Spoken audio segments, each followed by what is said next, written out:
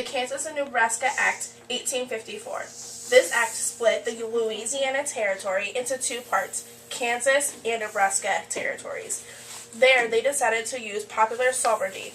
Popular sovereignty is when the people live in the area decide or vote on topics for the place they live in, ruled by people by the people.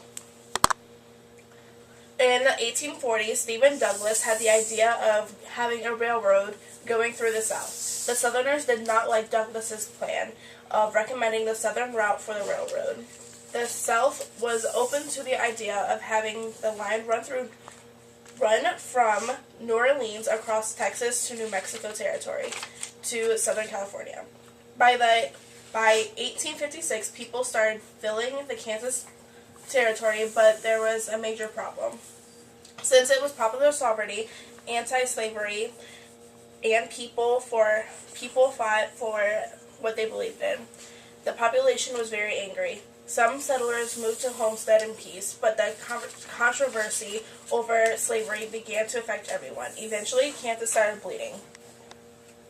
Bleeding Kansas was a series of violent political confrontations in the United States involving anti-slavery and pro-slavery believers fighting in Kansas between 1854 and 1861.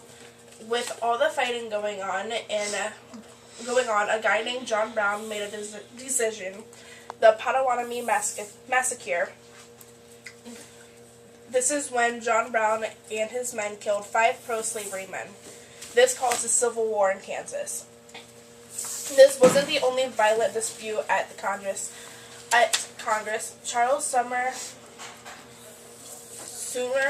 was criticizing and making fun of pro-slavery leaders.